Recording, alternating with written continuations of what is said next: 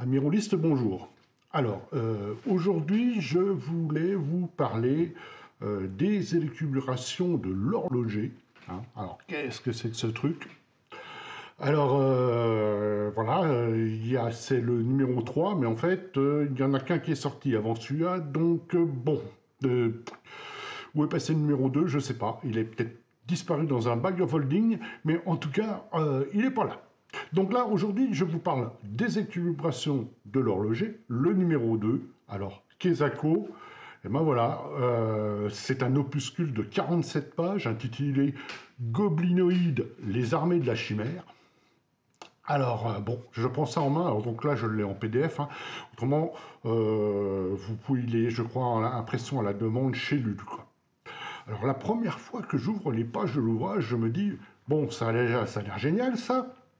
Qu'est-ce que ça raconte? Alors, je feuillette une page, je feuillette une deuxième, bon, une troisième. Qu'est-ce que c'est que ce truc?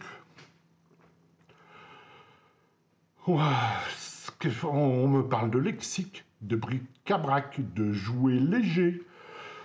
Mais bon, on parle de quoi? J'avoue être complètement perdu. Et n'ayant pas lu la première élucubration de l'horloger, bah...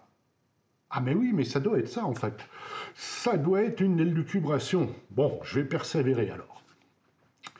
Et là, petit à petit, eh bien, la qualité d'écriture de Maître Isser fait son office et commence à me transporter dans l'ouvrage et dans son univers.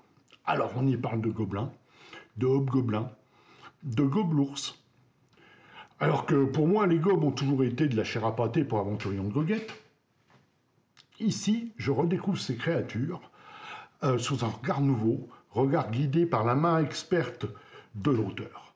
Voilà. Donc, vous voyez, qu'est-ce qu'on a sur le... Donc, vous voyez, chapitre 1, sur l'étendard de la chimère.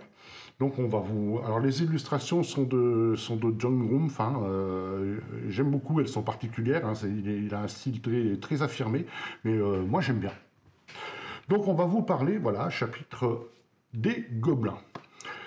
Alors, comme je disais, pour moi, les gobes, mais en fait, l'ouvrage est complètement et entièrement tourné sur l'éthologie des gobes et des goblinoïdes, rempli de conseils pour mener une campagne de DD5, car effectivement, l'objet livre et des goblinoïdes, là, des élucubrations de l'horloger, est absolument fait pour du DD5. Et d'ailleurs, je ne vois pas comment on pourrait vraiment le transposer sur un autre univers, tellement que c'est intégré à la 5e édition. Donc ça va vous permettre, et on va donc Isler, l'auteur, va vous permettre de monter, si vous voulez monter en fait une campagne DD5 avec un host gobelin crédible. On va tout vous détailler, leur technique de combat de guerre, la position de chaque race, entre guillemets, en fait, quand je dis race, donc on a les gobelineux, on a les gobelins, on a les petits gobelins, on a les gobelours, les hobgoblins, on a même, on a la piétaille, voilà, et donc les gobelours, c'est un peu quand même la troupe d'élite en fait d'un host gobelin. Vous avez même une petite table. Alors je sais pas si je vais la retrouver ici. Non, elle est à la fin. Attendez, je cherche. Voilà, vous avez une petite table en fait pour créer les étendards du host gobelin, car effectivement le sujet c'est vraiment ça, c'est une armée gobeline et on va vous guider pour la mettre en œuvre et d'une manière tout à fait crédible et très intéressante. Alors, en fait, j'ai parcouru ce livre avec bonheur, passé on va dire les premières pages et la première surprise, on va dire, je me suis et j'ai appris plus sur les gobes dans ce bouquin qu'en 20 ans de jeu, en fait.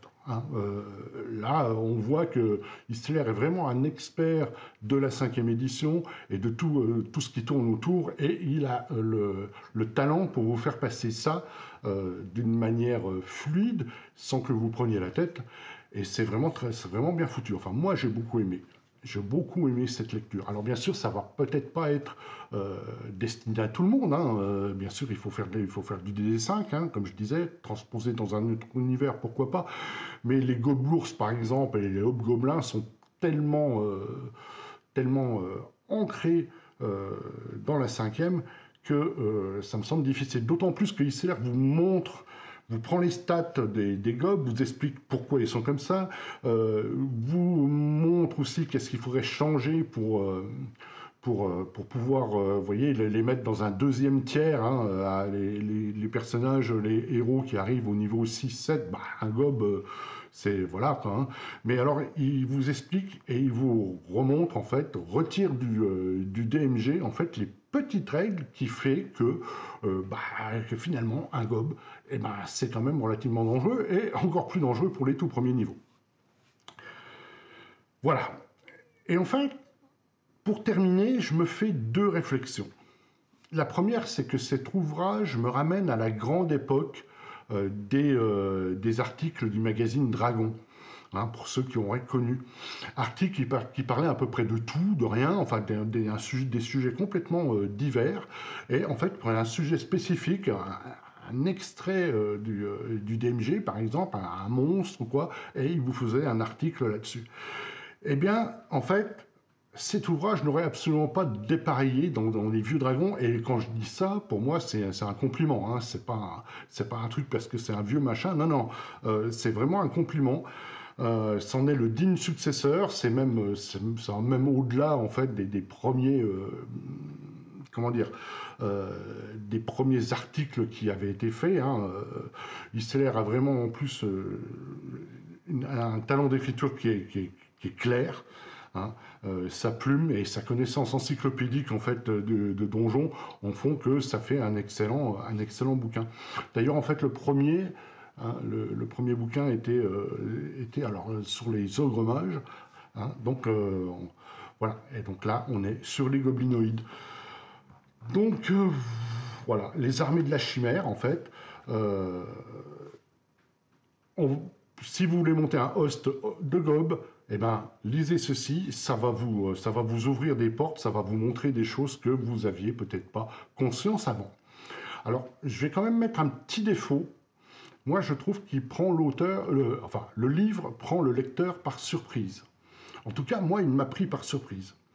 Et après avoir lu, en fait, les premières pages, je ne savais pas de quoi vraiment ça allait parler, quoi. J'étais un peu paumé.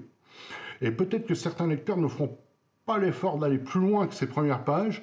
Impatient, il pourrait se laisser à reposer l'ouvrage au lieu de le découvrir. Et franchement, ce serait un bien beau gâchis. Voilà, donc c'est tout ce que je voulais vous dire aujourd'hui sur Goblinoïdes, les armées de la chimère, les élucubrations de l'horloger, le deuxième, enfin, ou troisième, je sais pas, deux tiers de numéros. Voilà, donc moi j'ai beaucoup aimé la lecture. Alors, comme je vous ai, un petit opuscule, mais qui est bien fourni. Voilà, donc c'était un peu mon retour en fait de lecture sur cet ouvrage. Eh bien écoutez, je vous remercie beaucoup de m'avoir écouté et puis je vous souhaite de bons jeux et à bientôt.